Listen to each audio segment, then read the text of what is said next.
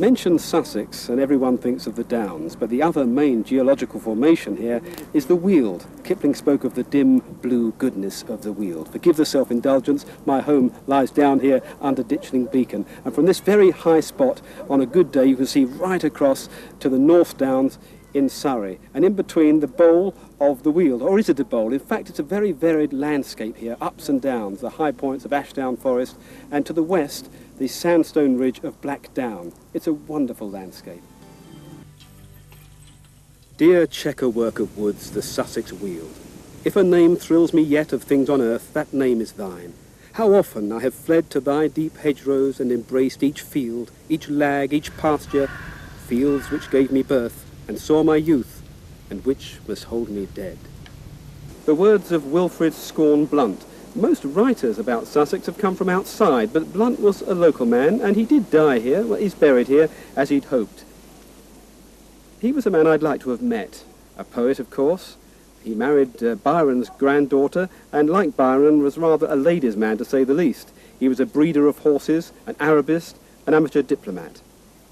Many people have written about the Sussex Weald, among them Edward Thomas. We think of him first and foremost as a First World War poet, but he wrote many books about the English countryside. Green, lucent calipers of flags shadow one another in little wayside ponds, white-railed. For this is the Weald, the land of small clay ponds. The hazels are the nightingales. In many of the oak woods, the timber carriages have carved a way through the primroses and bluebells deep into the brown clay. The larger views are of cloudy oak woods, ridge behind ridge, and green corn or grass and grey ploughland between, and of the sun pouring a molten cataract out of dark, machicolated clouds onto one green field that glows a moment and is insignificant again.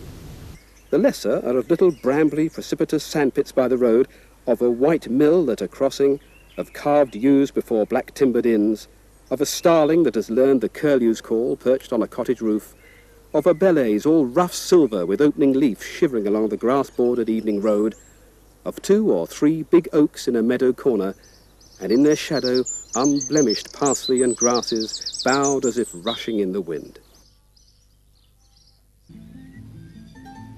I came down off the high summits, descending past the chalk pits to Houghton Bridge, against whose weathered buttresses the waters of Arun were swirling with the change of tide. I crossed the valley, and behind me the river curved, so that it was now flowing by my side.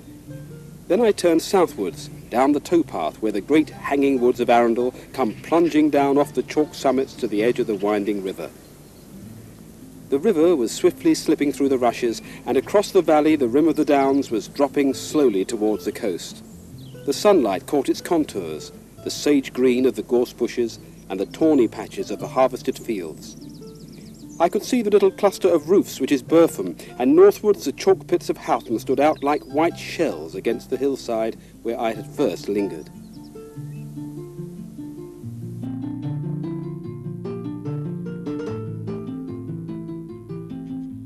And so at length to Arundel, the jewel, according to Belloc, for which the whole of Sussex was made. The best view, if rather a distant one, is from the eastern side of the river here. After the chalk of the downs and then the green sand comes the high Weald, which is a mixture of soils, the hardest, oldest rocks in Sussex, interspersed with belts of clay, so that the clay being more yielding falls away, is eroded, and you get steep gill valleys. And finally those rocks emerge at Hastings, brown sandstone rather than chalk as at Eastbourne and Beachy Head. I can never visit this particular part of the High Weald. I'm sure no fan of A.A. Milne can either, without thinking of Winnie the Pooh and all his friends, Christopher Robin and Eeyore. Well, you know the lot. And this is where they played, at this very spot. And if, like me, you have young children, this is where you bring them, to Gill's Lap, Galleon's Lap in the books. Not, I'm afraid, a place where you'll find Piglet or Kanga, but there is a memorial to A.A. Milne and his illustrator E.H. Shepherd. Close by, 100-acre wood, and not very far away, Poostick's Bridge.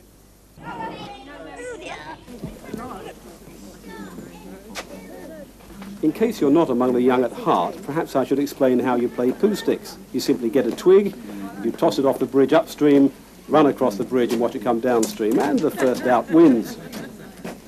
I'd like to think that people are as haunted by Sussex writing as I am. Certainly several of the literary places are very well attended. Postick's Bridge, Bateman's at Burwash, the home of Kipling, Belloc's Mill. I just hope they're reading the books.